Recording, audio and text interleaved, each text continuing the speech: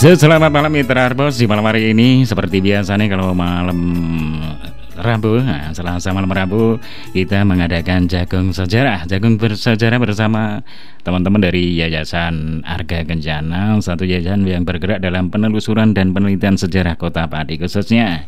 Dan di sini udah hadir, meriah sekali. Seperti biasa ada Dr. Andes Joko Wahyono, juga Bapak Ayib, ada Mas Ragil, dan di sini juga ada Mas Susilo. Dan di malam hari ini nanti kita akan jagung sejarah dengan satu tema Megasari ya. Dan di malam hari ini nanti buat Mitra Arbos yang pengen ikutan jagung sejarah, silakan gabung, bisa lewat SMS atau kirim BA di 085526610026 ya.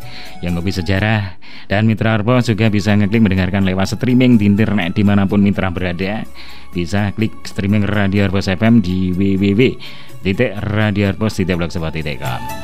Akhirnya sebelum kita ngobrol jagung sejarah bersama teman-teman dari Arga Kencana, kita kasih dulu yang lewat ini.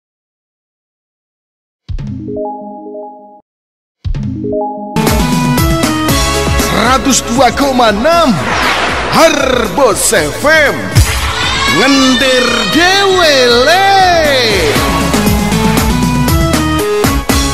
Ya, kita lanjut lagi untuk jagung sejarahnya di malam hari ini. Halo, selamat malam Pak Ayib. Sugeng dalu Mas Heri. Nggih. Selamat malam. Nggih. Selamat malam Pak Ayib. Dan juga ada Pak Joko. Selamat malam Pak Joko. Selamat malam. Nah, ini juga ada Mas Ragil. Selamat malam. Nah, juga ada Mas Susilo. Selamat malam Mas Sus. Selamat malam. Nah, ini hadir untuk menggembirakan ya di malam hari ini. Di malam hari ini kita akan ngobrol tentang apa Pak Ayib, Pak Joko? Jatmiko, hari ini di malam hari ini kita ngobrol tentang Megatsari ketiga, ketiga lanjut di dua. Di sini ada posisi Pati terbelah-belah, artinya ono Pati Wetan, ada Pati Kulon dan Tengahan. Nanti biar untuk dijelaskan oleh Pak Joko Wahyono. Bahasa formalnya kalau data Belanda itu Kasepuan dan Kaneman. Ya, kalau mungkin masyarakat Pati sendiri kurang banyak yang tahu tentang Megasari itu siapa Pak ya? Iya. Cerita tutur ya mong bojone Bupati dipegat. Nah, ya memang saya sering mendengar cerita tentang Megasari, kalau Megasari itu seorang wanita atau perempuan dipegat. Adipati siapa tidak tahu. Nah, ternyata di sini Megasari ada Megasari 1, 2, 3, 4. Nah, bahkan 4 ya. Dan Megasari sendiri itu adalah seorang Adipati Pati Pak ya. Itu sekitar tahun berapa Pak? Ya, nanti biar dijelaskan Pak Joko lebih runtut. Tapi kalau makam-makamnya ada di sekitar Pati, juga ada di Pati, terus langsung di Kudus, sebagian mungkin ada di wilayah Surabaya dan mungkin di Kayen sekarang itu. Ya, yang saya tahu kalau Megasari itu makamnya ada di Desa Intisari. Desa Intisari. Ya, Mukti Harjo Pati itu ya Pak ya. Kira mungkin bisa dijelaskan sama Pak Joko mungkin atau sama siapa lah. Di situ tentang Megasari itu siapa gitu loh Pak. Ini kita awali dulu. Jadi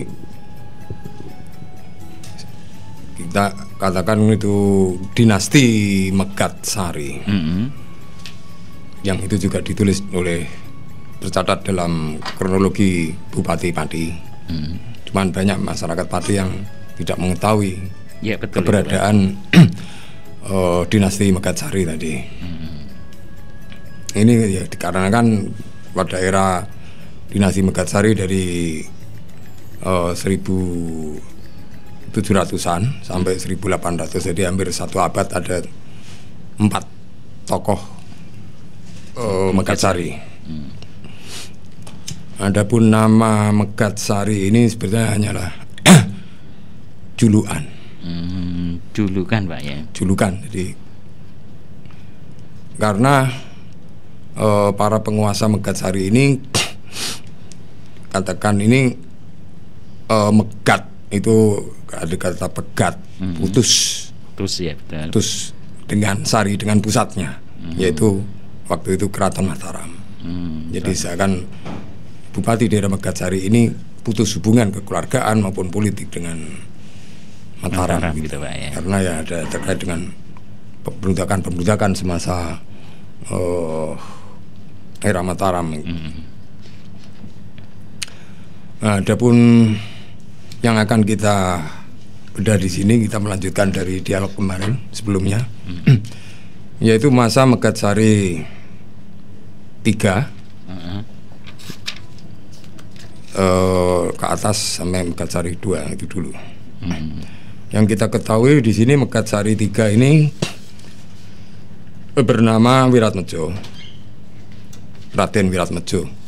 Itu nama. Megatsari 4, Pak, ya. 3. 3. Itu dia menjadi menantunya Amangkurat 4. Nah, ketika Raden Wiratmejo itu diambil menantu oleh Amangkurat 4, waktu itu dia masih menjabat sebagai Demang di Cengkal Sewu.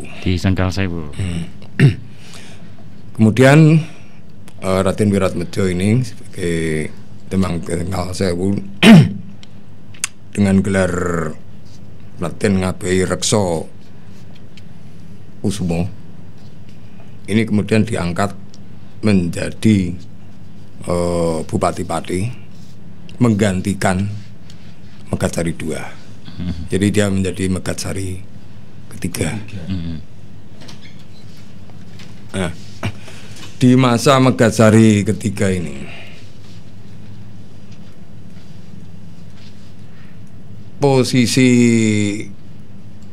posisi keratonnya kemungkinan di wilayah Pati ya Pati yang sekarang ini di Pati Tengah ini. Di Pati Tengah ini, Pak. Sementara ada juga yang disebut Pati Wetan. Ini waktu itu di masa Megatsari 3 itu ada sebelumnya ya di Pati Wetan itu Tumenggung Citrodiwiryo. Ya, ini putranya Tumenggung Citrosomo Bupati Jepara. Citrosomo 1 Bupati Jepara. Hanya saja kemudian Tumenggung Citrodiwiryo ini pindah ke Demak. Gelarnya berganti nama dengan Sosrodiningrat. Nah, permasalahannya ketika di masa Megatsari 3 ini ke arah Megatsari 4 ini Sosrodiningrat ini masuk lagi menjabat sebagai Bupati Pati. Ini saya melihat dari catatan Pemda. Dari catatan Pemda. Cuman hanya berkuasa 1 tahun, menggantikan Megatsari 4. Kemudian dia digantikan oleh Mangkukusumo, putranya. Nah, ini yang agak membingungkan itu di sini masalahnya.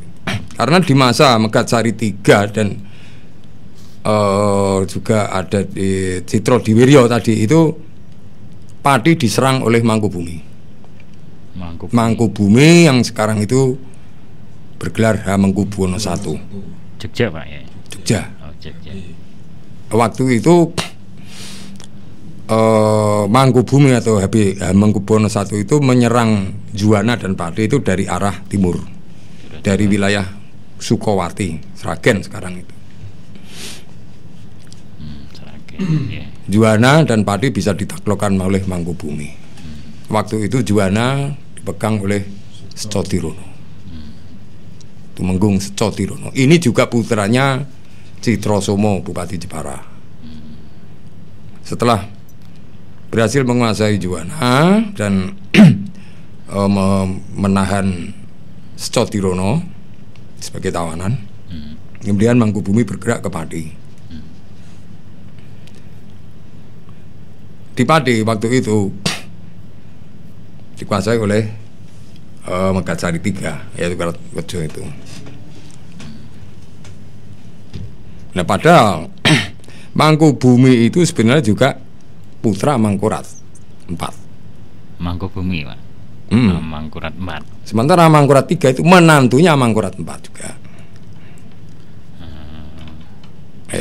Masih saudara, Pak. Iya, ini ada perebutan kekuasaan ini. Belum lagi nanti ada keterlibatan Mangkunegoro atau Raden Mas Said yang dikenal dengan Pangeran Sambernyowo. Ini juga saudaranya Mangkubumi. Jadi seakan-akan Pati ini bisa direbutan. Belum lagi keterlibatan masalah VOC. Jadi ada 3 kekuasaan yang ingin menjara raya Pati dari pihak Mataram sendiri. Pangeran Mataram ini menjara raya Pati, termasuk juga VOC. Nah di sini dari catatan Thomas Stockdale, seorang tentara Belanda yang pernah datang di Juwana, menyatakan justru Bupati Megasari III maupun Tito Tiberio itu cenderung berpihak pada Belanda, pada VOC. Nah, ketika diserang Mangkubumi mereka itu lari. Tidak diketahui kabarnya keberadaan Megasari III dan kemudian Tito Tiberio. Tapi kenyataannya bahwa ternyata Citro Tiberio kemudian nama Sosro Diningrat itu berada di Demak dan kemudian menggantikan Megasari IV. Artinya Sosro Diningrat ini kan balik lagi ke Pati untuk kemudian ingin mengambil alih juga. Cuman kalah. Oh gitu. Ya. Ya Pak, nanti kita minta penjelasan kenapa Pati banyak bupati, banyak adipati gitu Pak ya. Mungkin Megasari sendiri kan belum dikenal banyak orang-orang Pati. Kenapa ada Megasari, ada Kembang Joyo, dan sebagainya. Ya. Tapi sebelum dijelaskan kita kasih yang lewat ini dulu Pak.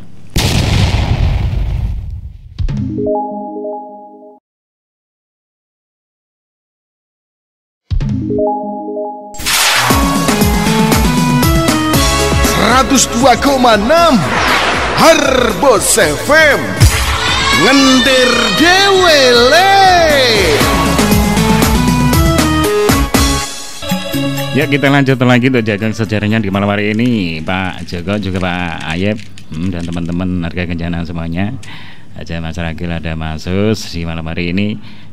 Kalau nama Megasari memang belum banyak diketahui orang-orang Pati ya. Dan ada yang bertanya Pak pernah itu. Ya. Loh, emangnya Bupati Adipati Pati dulunya itu banyak sekali gitu loh. Ya memang kenyataannya begitu. Jadi karena ada campur tangan dari kedua belah. Ada tadi Mataram, pihak Mataram, kemudian pihak VOC sendiri, terus kemudian dari pihak bupati-bupati Pati atau temang-temang yang berkeinginan untuk menjabat jadi adipati Pati. Itu persoalannya maka Pati menjadi terbelah-belah menjadi banyak itu. Banyak kadipaten gitu Pak ya. Mungkin saat itulah VOC menerapkan politik divide impera mulai dari itu. Jadi termasuk adanya Adipati Megasari tersebut karena ya. Campur tangan dari pihak VOC dengan dari pihak Mataram sendiri yang ingin merebut wilayah Pati. Nah, untuk Megasari sendiri itu dari mana kira-kira Pak? Megasari itu kalau dari awal kan Megasari 1 itu kan Mertokusumo atau Bagus Bewak ya Pak Joko ya. Bagus Bewak. Iya. Dari Pati atau dari Mataram atau dari gini. Pak Joko? Jadi Megasari 1 itu bernama Mertokusumo. Mertokusumo. Kita ketahui di Pati itu ada Kampung Mertokusumo. Mertokusumo Pati ini Pak. Ya. Jadi bisa kita duga bahwa tempat tinggal atau keratonnya Megasari pertama itu di Mertokusuman itu. Oh gitu. Nah, Mertokusuman ini putra dari Temenggung Sumodipuro. Sumodipuro dari? Ini juga Bupati Pati. Jadi Megasari 1 tadi menggantikan ayahnya Sumodipuro. Ya, Sumodipuro ini putranya Pangeran Kudus, yaitu Pangeran Sarengat. Ini Trah Jafar Sotik yang berapa kira-kira ya? Kelima sekitaran itu. Jadi diperkirakan untuk adipatinya, kadipatenya di Mertokusumo itu ya, Pak ya? Dimulai dari Megatsari 1 itu ya penandanya dengan ada kampung Mertokusuman itu. Dan untuk mengapa Pak ya? Untuk Megatsari sendiri tidak banyak diketahui oleh masyarakat Pati. Betul. Kenapa itu kira-kira Pak? Ya karena ada peristiwa berontakan besar yang di era Pangeran Kuning, yaitu Megatsari II yang menggantikan Megatsari I. Ini di masa itu ada tokoh Mas Garendi yang bergelar Sunan Kuning. Dia diangkat oleh komunitas warga Cina di Pati dan sekitarnya sebagai Raja Mataram ing Pati dengan gelar Amangkurat V. Dugaan ya Mataraman Pati. Jadi ya, di sini ada desa Mataraman Pati di sekitar apa itu utaranya desa Gambiran itu ya Pak. Dan kalau tadi untuk Sunan Kuning Mas Garendi Amangkurat V. Ya. Kalau Amangkurat V berarti anak putranya Amangkurat IV Pak. Oh tidak. Beda. Justru di sini apa itu ada perebutan kekuasaan antara Trah Amangkurat. Trah Amangkurat. Karena Amangkurat III ini kemudian waktu itu memberontak terhadap Belanda, dibantu Untung Suropati. Kemudian Amangkurat III kalah, dibuang Belanda di Ceylon, Sri Lanka. Nah, kemudian Amangkurat III ini digantikan oleh Pakubuwono I. Amangkurat III ganti Pakubuwono I. Mereka ini sama-sama juga putra dari Amangkurat II. Gitu loh. Terahnya itu Pak ya. Nah, dari pihak Amangkurat III ini yang kayak menurunkan Mas Garendi. Cuman ini masih debatable masalah Mas Garendi ini sebenarnya siapa? Apakah putra Amangkurat III? Apakah putra Amangkurat II? Kalau di ini Babat itu cucu. Ya. Cucu dari Amangkurat III. Kalau di Babat cucu Amangkurat III. Dia jadi raja itu ketika itu diculik oleh Pati Grobogan. Mertopuro. Kalau di Babat ini ya versi Babat ya. Ini berkolaborasi dengan Cina serta pati-pati yang kalau ini menurut jajaran Babat itu Mangununeng. Sebetulnya kan di sini sudah bukan dinasti Mangununeng. Jadi gini, Babat Pacina, ada Babat Pacina yang menceritakan itu semuanya ditulis Mangununeng, bukan Megatsari. Ini yang membingungkan.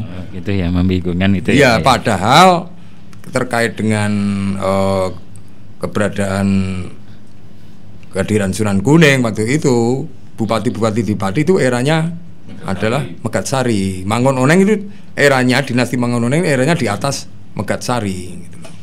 Yang membuat kita rancu gitu. Gitu ya. Dan kalau untuk tadi untuk Mas Garendi ya, hubungannya dengan Megatsari apa Pak?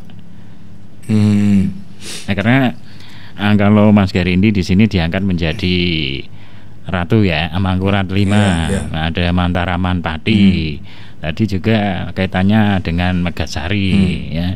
Megatsari kedua atau ketiga tadi Pak ya. Itu kira-kira hubungannya apa? Jadi gini, memang dalam Babat Pacina tidak ada kejelasan adakah kaitannya Sunan Kuning dengan Megatsari.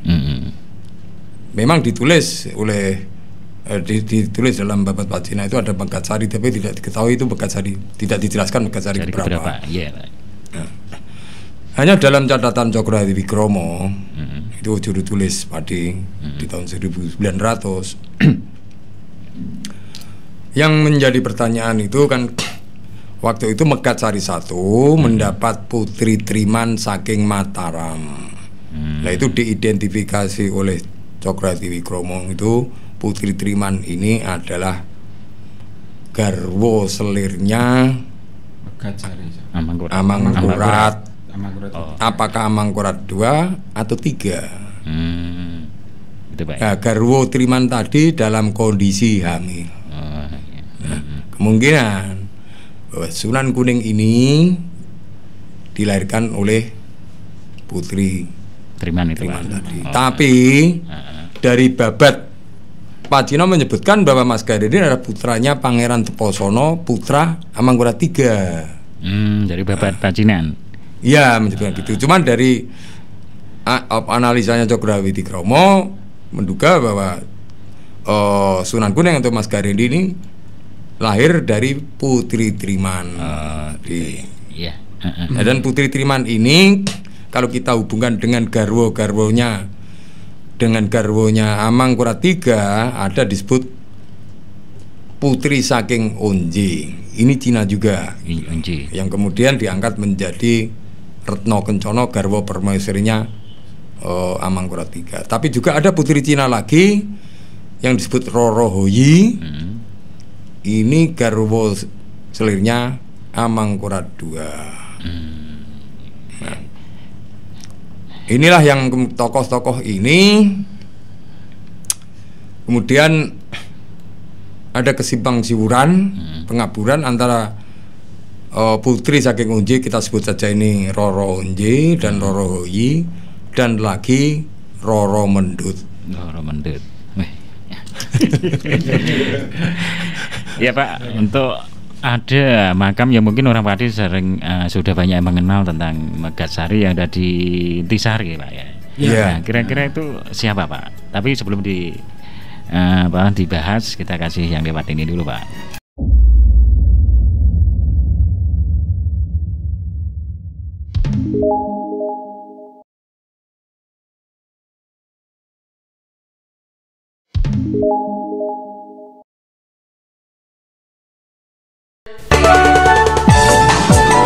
Harbos FM Sip Margo Sip Top Margo Top Jos Margon Jos. Ya kita lanjut lagi, semakin malam semakin menarik ya. Pak Joko, Pak Ayib juga, Mas Sus juga, Mas Ragil. Tadi sampai mana tadi ya? Sampai itu makam yang ada di Intisari Pak. Mungkin orang Pati taunya Megatsari di situ, dan awalnya orang Pati mengira kalau itu perempuan. Tapi sekarang udah ditulis Raden Haryo.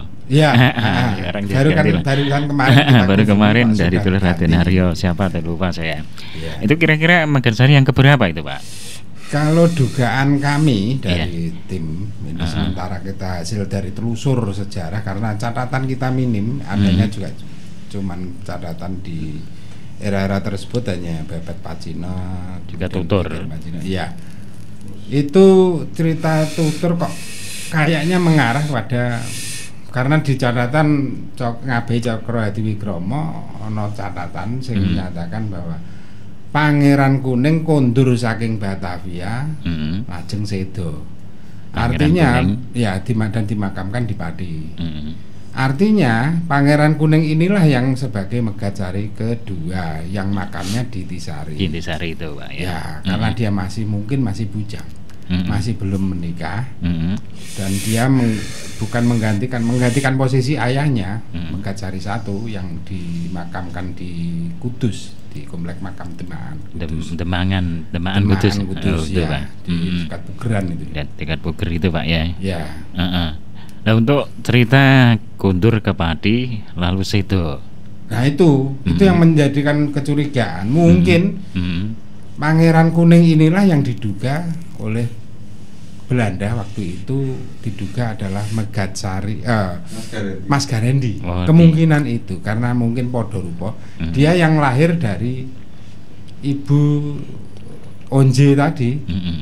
Jadi Ibu Onje yang kemudian diserahkan ke Megatsari I. kan lalu dinikah. Nah, pernikahan itu menurunkan putra Pangeran Kuning. Kalau kami sederhananya saja menyebut dari tutur lah, beberapa tutur yang kami temukan ini ya Sugandi namanya. Sugandi atau Pangeran Kuning, adiknya Mas Garendi. Kalau mungkin ini dibenarkan, tapi juga Remi Silado dengan beraninya mengatakan bahwa Pangeran Mas Garendi itu melarikan setelah peperangan di mana itu Pak Joko? Di Randulawang. Itu dari catatan Lim Kian Chu ya. Ya Babad Pacina itu menceritakan peperangan itu di Randulawang, kemudian bergeser sampai ke desa Sima di wilayah Boyolali. Ya. Terus kemudian ada lagi kalau di Babad Panambangan itu yang disebut Sunan Ginaib itu. Kalau Babad Panambangan itu kan menceritakan tentang Sambernyowo, Mangkunegara.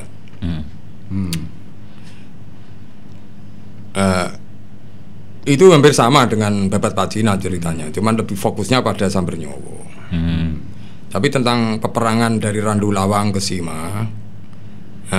Kemudian ada catatan dari seorang wartawan dari Semarang, Lim Tian Cho. Itu catatan tahun 1900-an. Jadi ketika peperangan dari Randulawang di wilayah Kartosuro, kemudian bergeser ke Sima di Boyolali, itu pasukan Sunan Kuning itu pecah.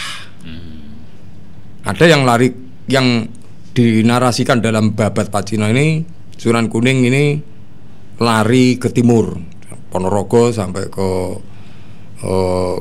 Kediri, yang akhirnya tertangkap di Surabaya. Tapi dari catatan Lim Tian Chu ini menceritakan perpecahan pasukan Sunan Kuning ini. Ada salah satu kapitan Cina, Shou Panjiang, ini pendekar dari Semarang. Ini lari, kemudian nyeberangi Sungai Tuntang. Salatiga, Pak. Lari lagi sampai menyeberangi Kali Simongan Semarang. Nah, dari di situ dia kemudian lenyap. Nah, sementara dari catatan Babad Panambangan tadi disebutkan Sunan Kuning ini juga disebut Sunan Ginaib. Artinya bukan kita bahasakan Ginaib ini kemudian lenyap semacam demit gitu, tidak. Atau moksa itu tidak. Ya dia mungkin lari. Apakah kemungkinannya dia itu lari bersama Shou Panjiang, kemudian menyeberangi Kali Simongan, dan kita ketahui Simongan sekarang itu di Semarang. Ini kan areal wilayah Gedong Batu sampai di areal komplek Sunan Kuning yang dikenal sekarang tempat pelacuran itu. Dan disitulah ada makam Sunan Kuning. Jadi kalau dari prediksi kami, Sunan Kuning itu dimakamkan di situ. Di Semarang gitu, Pak. Di Semarang. Iya.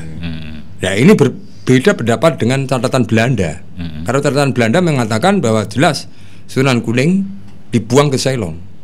Tapi adanya catatan bahwa Pangeran Kuning kondur saking Betawi lajeng sedo ing Mukti Saripati. Ini apakah Belanda salah tangkap? Bisa saja Sunan Kuning itu lari, kemudian ada orang menyamar sebagai Sunan Kuning, atau Belanda salah tangkap yang dianggap Sunan Kuning adalah Pangeran Kuning tadi, kekaburannya di situ. Kalau melihat untuk Sunan Kuning, Pak, ya, sebutan Sunan Kuning mungkin mencirikan seseorang yang kuning atau gimana, Pak? Ya, kuning Cina lah. Kuning Cina. Itu peranakan Cina. Peranakan Cina. Ya, jadi keturunan. Jadi ada dua Sunan Kuning mungkin, Pak. Pangeran Kuning sama Sunan Kuning. Ya, berbedanya di situ. Ya, berbedanya. Pangeran ada gelar. Beda gelar, beda orang juga, Pak, ya. Jadi untuk yang dimakamkan di Semarang, si Sunan Kuning itu di SK, terkenalnya SK. Kalau SK, ya. Sunan Kuning saya tidak tahu, Pak. SK malah tahu saya. Ngono. Ya, serap apa aja.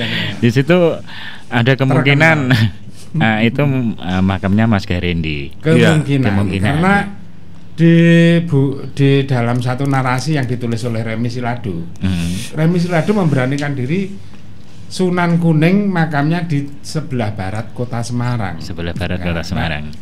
Jenengan kan pirsa Sunan Kuning to, Mas? Pirsa, Pak. Ya, jenengan jelas itu. Paling jenengan. Lah, posisi Sunan Kuning itu yang sekarang itu kan berada di wilayah barat Semarang.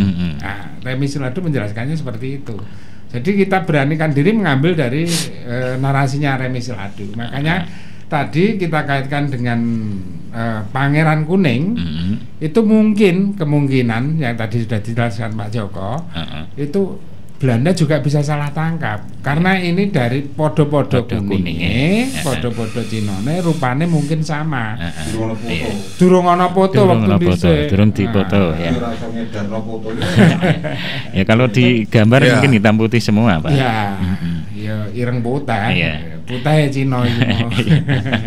Terus timbul dugaan bahwa Sunan Kuning itu ketika dirajakan itu masih usia remaja. Padahal itu sebenarnya Pangeran Kuning yang masih remaja. Mungkin ada hubungannya Pak antara Sunan Kuning dengan Pangeran Kuning. Nah, tadi jadi sedulur. Ya, ketika Megacari satu menerima Putri Triman dari Mataram ini dalam posisi hamil. Mungkin inilah pada waktu posisi hamil ini istrinya Amangkurat ketiga. Podo ibune beda bapakane. Nek cara Jawa dulur asu. Oh, gitu Pak ya. Mbok sak wedel tapi pakne beda-beda. Jadi aku karo Masus beda kabeh.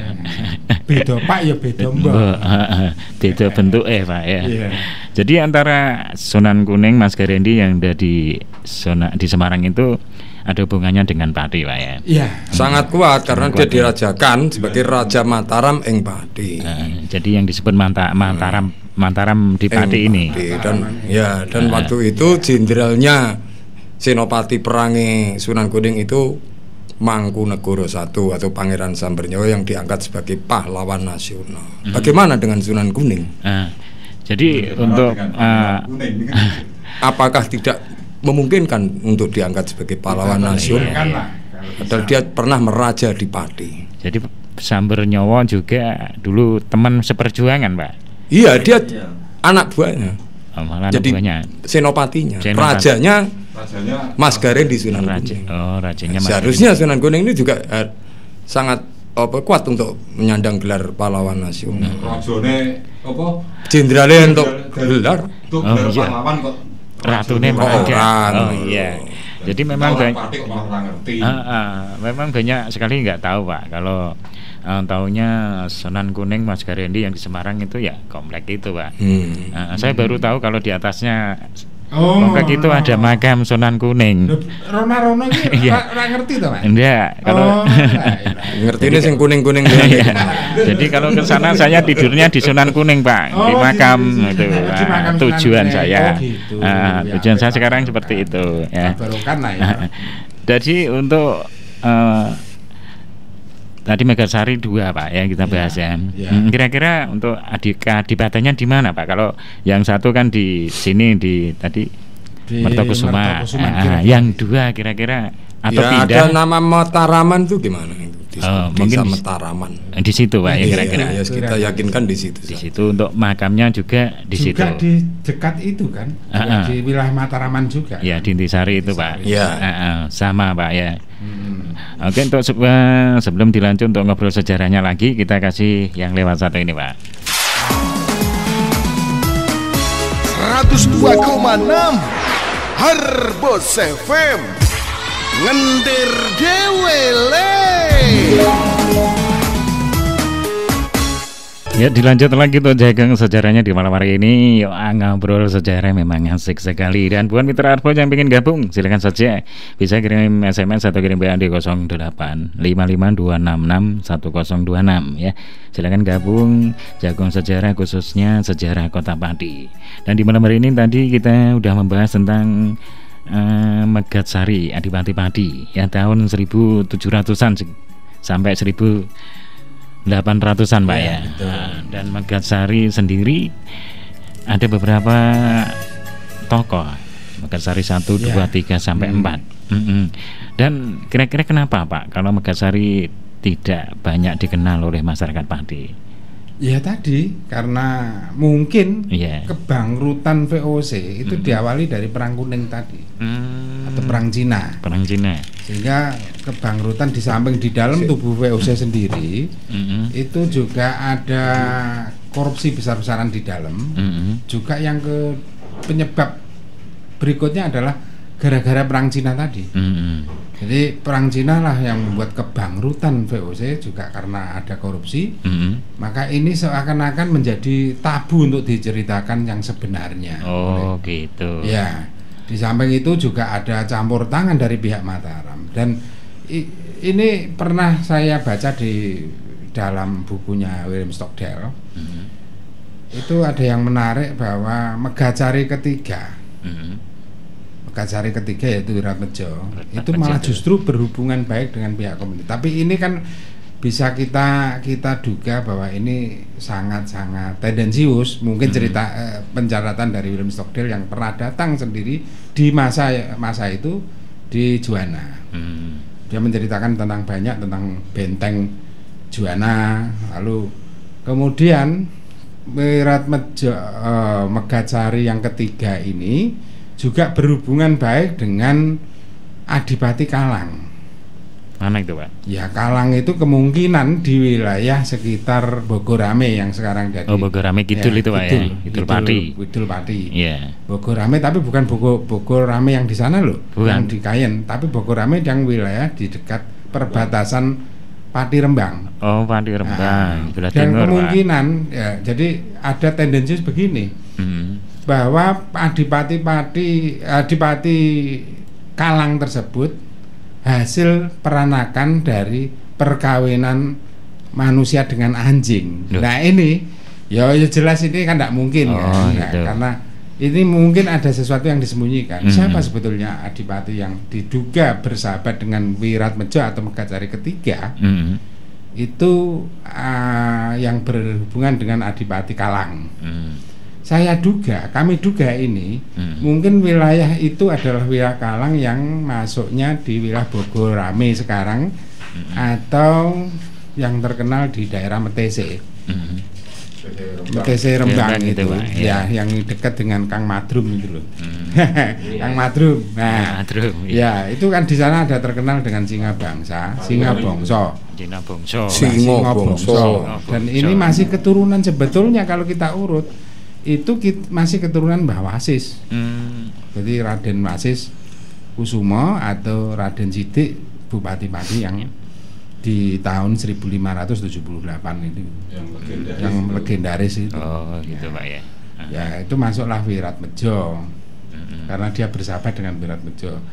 Nah Wiratmedjo ini diceritakan dalam William Stockdale tadi justru malah lebih bersahabat dengan berkawan dengan VOC ketimbang dengan pihak Mataram. Karena apapun resiko dengan pihak Mataram, umpama diangkat atau dadi tumenggung dadi patih ya akhirnya ya begitu-begitu saja. Nah dibunuh ya segitulah. Akan-akan dia tidak ingin berkolaborasi dengan pihak Mataram. Jadi ada baiknya kita langsung aja Pak Joko yang tadi.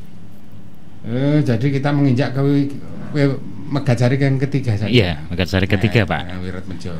Yang tadi kan sudah kedua, sudah. 1, 2, sudah 3 Pak. Yang ketiga.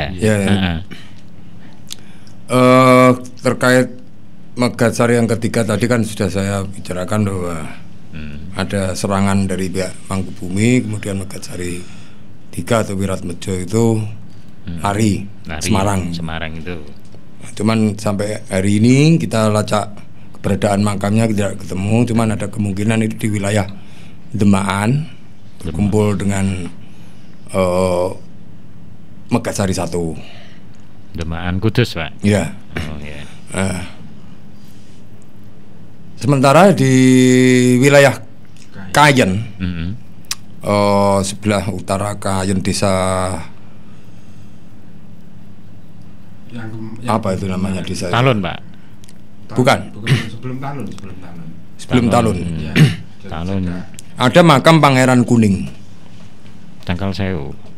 Bukan. Bukan Cangkal. Ini utaranya Kayen. Ada jalan utaranya kantor polisi itu ke arah barat. Itu ada makam Pangeran Kuning. Sebelah utara Kayen, Pak ya. Nah ini kita duga bahwa dia itu adalah putranya Wiratmejo atau Megatsari ketiga. Karena Sunde. Ya mungkin saya masalahnya enggak tahu lah ya pada waktu itu kita sudah telusur ke sana, namun sayang tidak kita catat desanya, Pak. Sebelah utara Kayen itu, Pak. Kantor polisi itu, Pak. Iya. Iya, Polsek masuk. Jadi Megatsari Pangeran Kuning tadi, kalau kita duga bahwa dia menjabat di wilayah Kayen yang waktu itu disebut Cengkal Sewu, berarti ketika Wiratmejo yang menjadi Megatsari III yang tadinya Demang Cengkal Sewu, dia digantikan oleh Pangeran Kuning yang makamnya berada di Kayen itu. Artinya dia itu mungkin putranya Megatsari III atau Wiratmejo. Karena dari catatan dari Kabupaten Blora ada disebut Raden Mas Guntur Wiratmejo ini memberontak terhadap keraton Surakarta yang tadinya di Kartosuro. Jadi ini peristiwa setelah Perang Cina. Gitu. Nah, Raden Mas Guntur Wiratmejo ini ketika memberontak itu ditaklukkan oleh Jayeng Wirotikto dan Jayeng Tirtonoto karena Raja Surakarta itu menjanjikan siapapun yang bisa mengalahkan Raden Mas Guntur Wiratmejo tadi akan diberi hadiah bumi Blora. Padahal Jayeng Wirotikto dan Jayeng Tirtonoto ini tadinya adalah teman, Pak. Ya, satu teman perjuangan ketika pemberontakan Cina bersama Sunan Kuning tadi. Cuman karena ya tergiur dengan hadiah tadi, maka Jayeng Tirtonoto dan Wirotikto ini berbalik menjadi musuh. Gitu. Malah tinggal lah. Nah, kemudian bisa menaklukkan Raden Mas Guntur Wiratmejo ini. Padahal kekuatan pasukan Raden Mas Guntur ini dia sudah membangun kekuatan ini didukung oleh dari pasukan-pasukan dari Surabaya, Tuban dan sebagainya sampai 4.000 prajurit. Cuman ya mungkin karena tergiur hadiah, Pak ya. Direbut. Jadi pasukan Raden Mas Guntur ini direbut dari pasukan Mangkubumi, kemudian Mangkunegoro juga didukung oleh VOC. Nah, maka ya hancurlah pasukannya. Itu perjuangan Pangeran Kuning yang waktu itu dia yang tadinya sebagai Demang Cengkal Sewu menggantikan ayahnya, dan dia mengangkat diri sebagai Bupati Cengkal Sewu. Jadi ada kadipatennya. Ada. Jadi di waktu Raden Mas Guntur Wiratmejo tadi, cuman dalam catatan Rembling dia disebut dengan nama Seling Singa. Seling Singa. Nah, itu data dari Rembling, dari Babat Panambangan itu. Jadi makamnya yang ada di utara Kayen itu Adipati, Pak ya. Adipati Cengkal Sewu.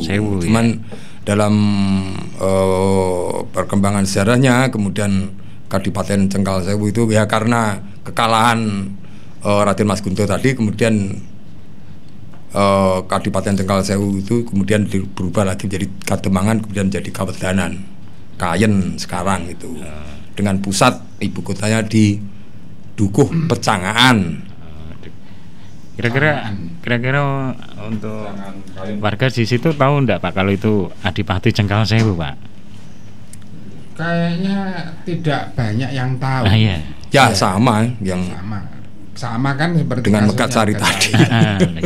Karena cerita ini kan ditutup mungkin karena menjadikan tadi momok dari VOC tadi, gitu ya. VOC karena juga peperangan Cina itu. Nah mungkin inilah kisah ini ditutup, kemudian apa namanya ya? Tidak menimbulkan gejolak. Iya. Nah, gitu ya. Ya nek cara unen-unene ini lah Mas. Ana sing ngomong nek aja nyekar ning ziarah ya. Ziarah ning gone kuburane sapa ngono. Kuburane Jaya Kusuma. Orek gitu. Ndak bumine orek. Ya sama. Jadi itulah yang mungkin ditutup oleh Belanda. Jadi kalau mendengar cerita dari Mekarsari 1 atau 2 atau 3, 4 tadi Pak ya, itu merupakan pemberontak Belanda semua Pak? Semuanya kayaknya memberontak. Tapi yang tidak begitu kentara justru malah di Megajari 3 karena dia menantunya Mangkurat 4 yang pro Belanda. Oh gitu, yang Megajari 3. Ya, tadi kan kita sudah jelaskan di dalam narasi Stockdale yang ditulis dalam bukunya itu. Megajari yang ketiga, mungkin Wiratbejo itu lebih berkawan dengan dekat dengan VOC. Karena mantunya Mangkurat. Pada waktu itu posisi Juwana. Jadi William Stockdale berada di posisi Juwana menjadi mungkin salah satu legiun. Pada waktu itu mungkin bupatinya Juwana adalah Secodirono, yang kemudian mungkin wis berubah atau Surawikromo, tapi mungkin ini juga ada kesimpang siuran masuknya Demang-Demang itu. Jadi ya itulah kisah Megajari. Jadi mulai Megajari yang ketiga, keempat ini justru keturunan dari Wiratbejo.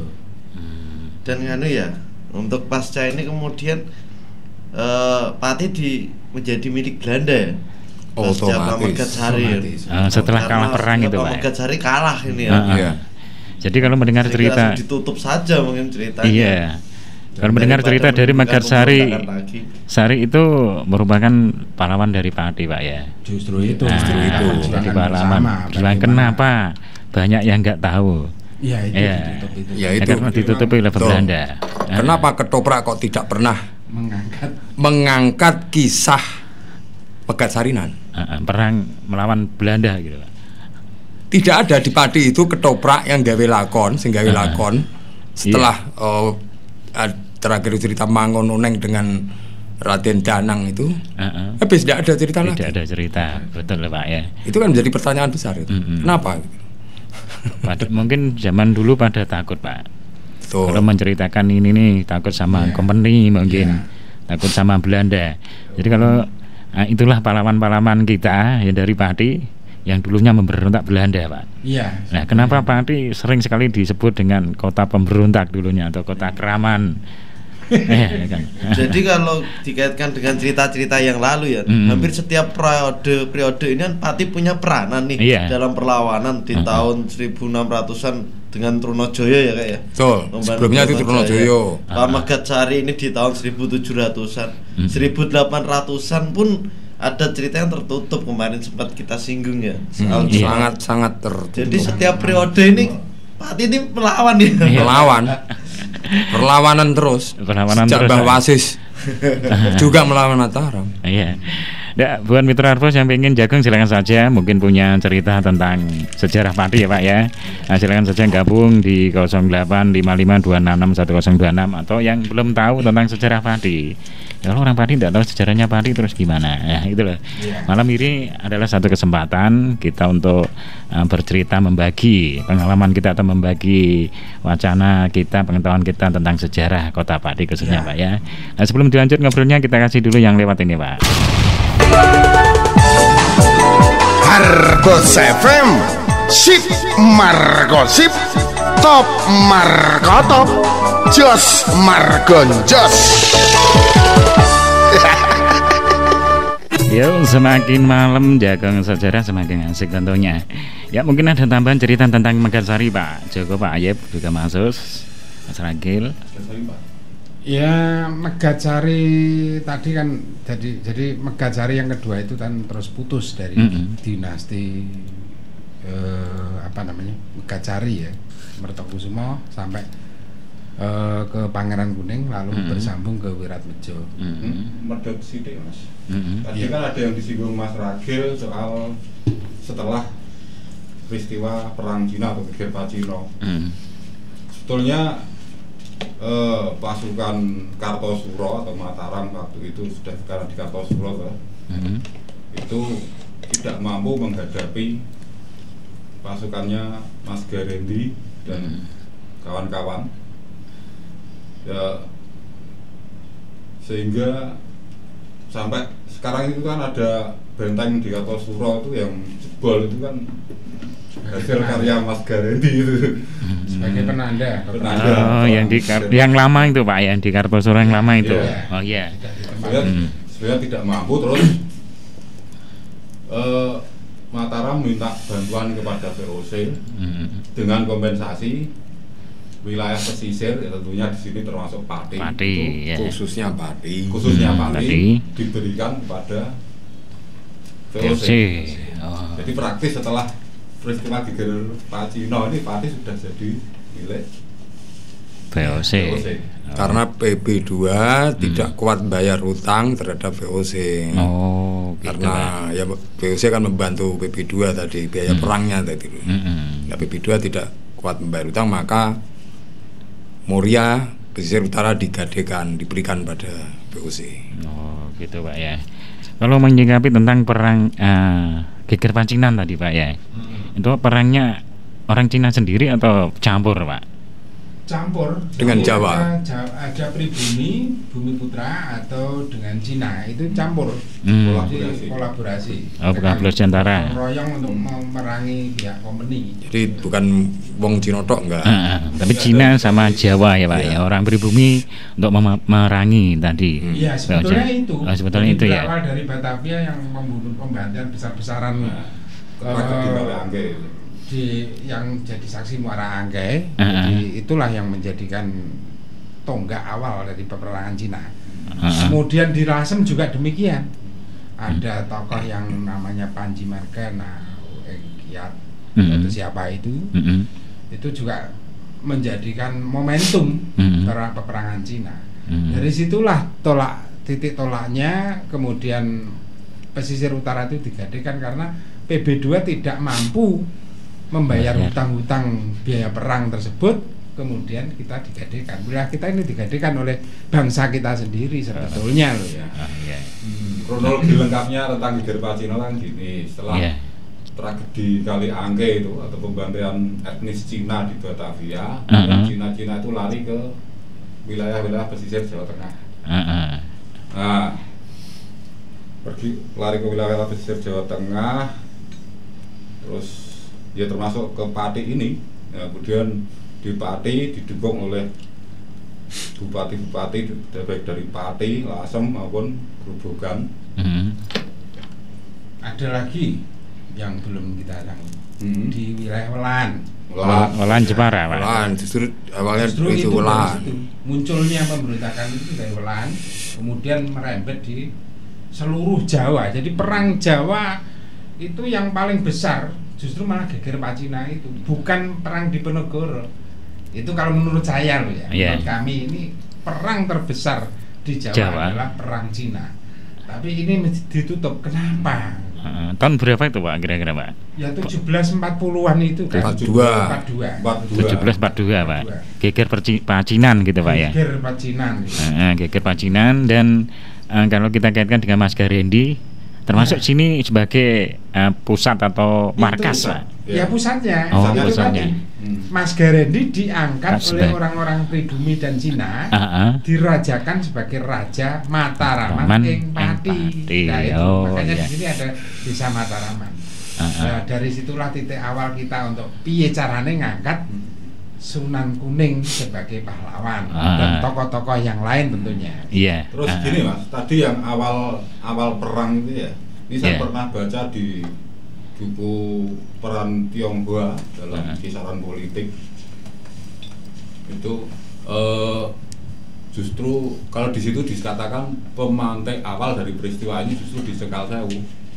Di situ ada seorang bule yang dibunuh oleh Cina dan tentu saja kolaborasi dengan penguasa Cengkal Sewu ketika itu, sehingga dari situ berkobar perang Cina. Itu referensi dari mana, Pak? Jadi memang ya agak simpang siurnya seperti itu ya. Ada data. Ada data. Yang dari catatan Belanda itu dipicu opsir Belanda di Majawa. Yang sekarang disebut Majobo. Itu dibunuh oleh gerombolan Cina-Cina. Opsir Belanda ini juga waktu itu di situ punya pabrik gula gitu loh. Itu diserbu oleh gerombolan Cina kemudian dibunuh.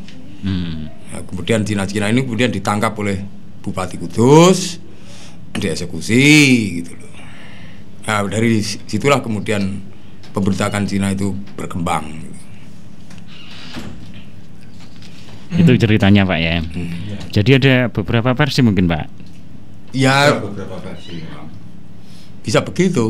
Cuman ini kan yang tercatat oleh Belanda. Yang tercatat Belanda. Tapi intinya peristiwa itu memang peristiwa bersejarah. Heroik.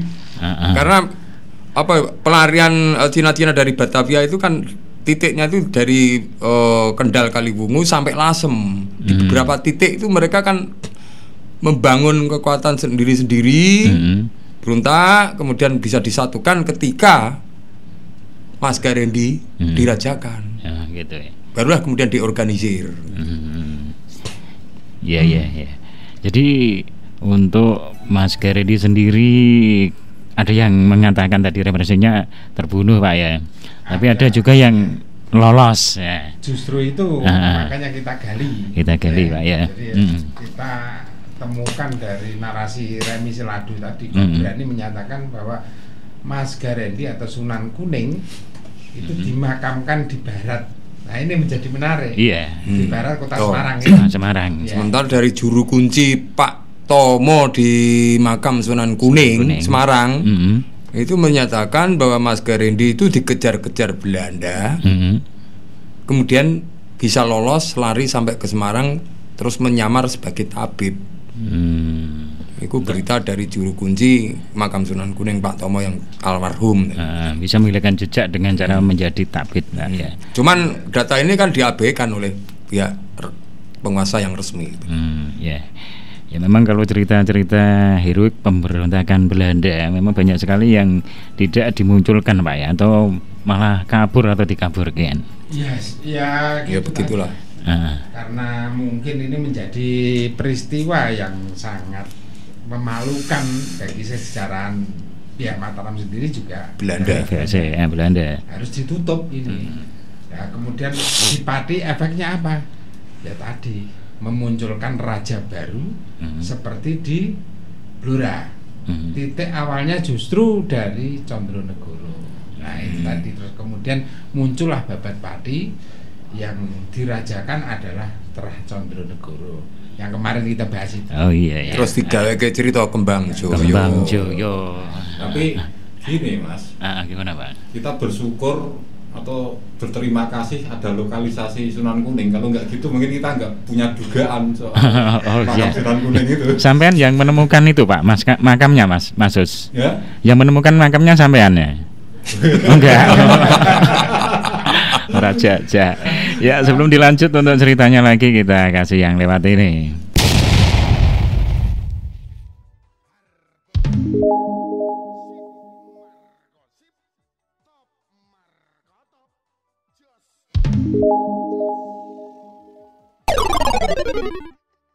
Ya kita lanjut lagi Pak Joko, Pak Ayep, juga Mas Susilo, Mas Ragil.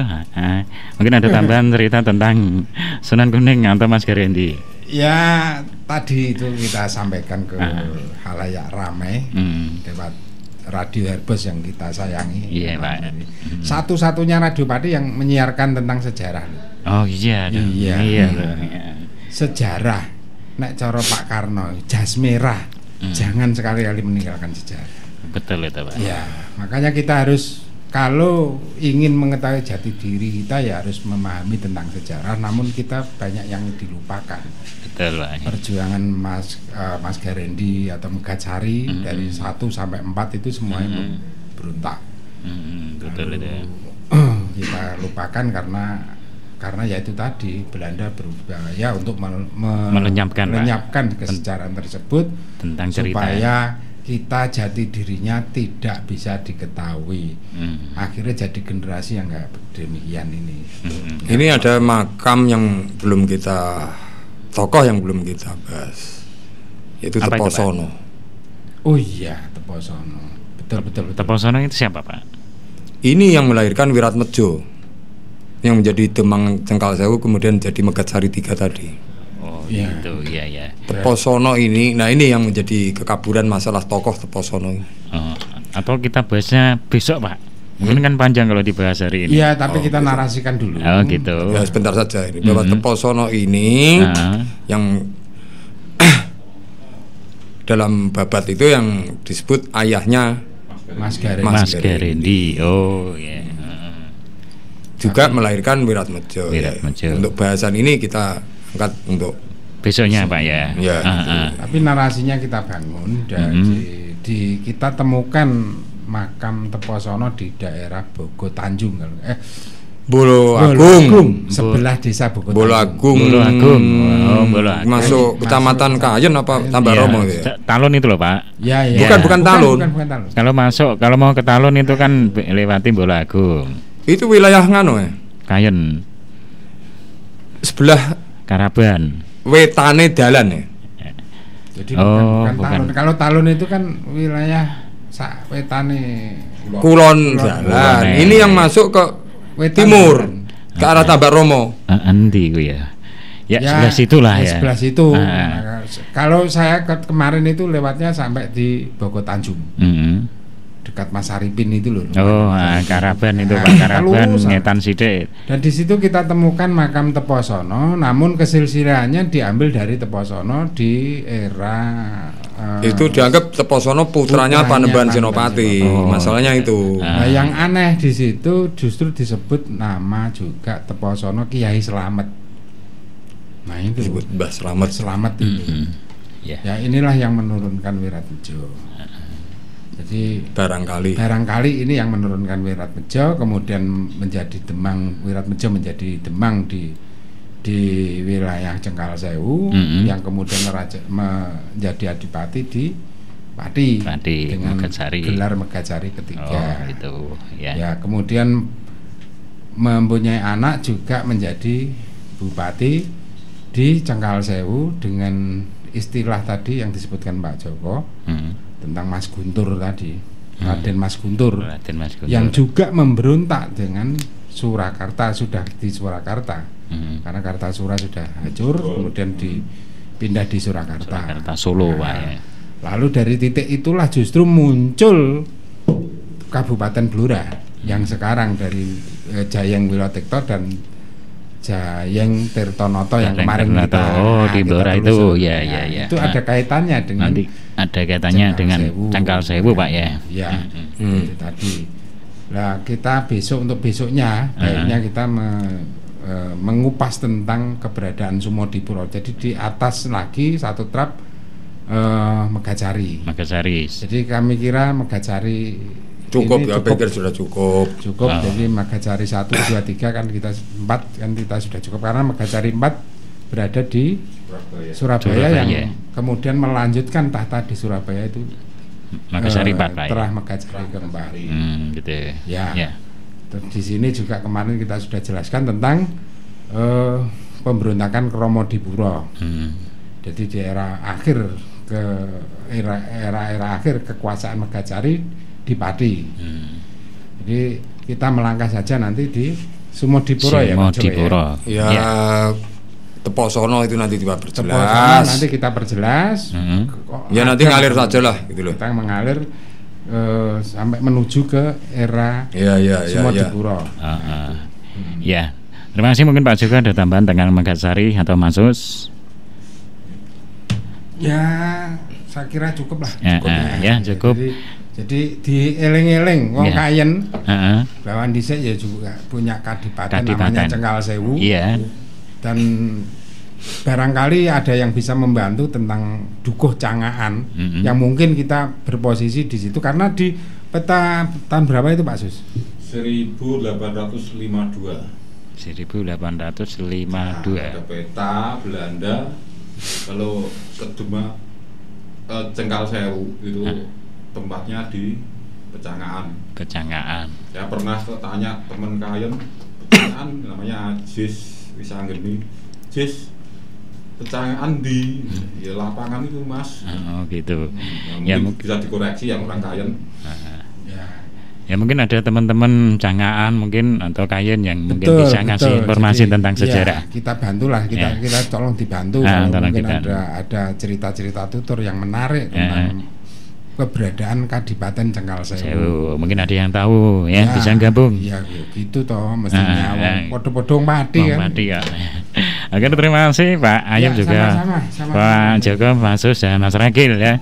Di malam hari ini kita udah membahas tentang Megasari ya, ada Megasari 1, 2, 3 sampai 4 dan Megasari sendiri merupakan di sini sebagai adipati-pati dan kita kenal sebagai para pemberontak Belanda.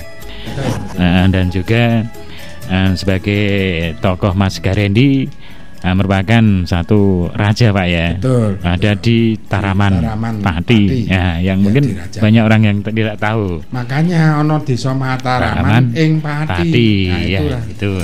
Dan wilayah yang pada waktu itu penobatan Mas Garendi sebagai Raja Mataram, tapi di Pati. Dan Mas Garendi sendiri merupakan keturunan dari pihak Mataram. Amangkurat Pak ya.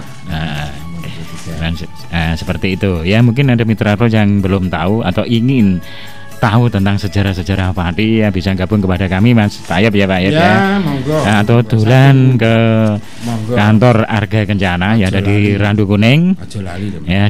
Syaratnya Pak. Iya kopi. Kopi, bako, gula ya. Bako, gula. Kayak dukun lah ya. Ya kalau ngobrol karena tidak ada ngopinya, tidak ada bakonya, tidak enak. Wah, ragayang. Ya, terima kasih Pak Ayub dan Pak Joko. Terima kasih kembali. Dan juga Mas Sus, Mas Ragil, matur suwun dan buat mitra Arbos, selamat malam dan sampai jumpa pada ngobrol sejarahnya yang akan datang di hari Selasa. Matur suwun.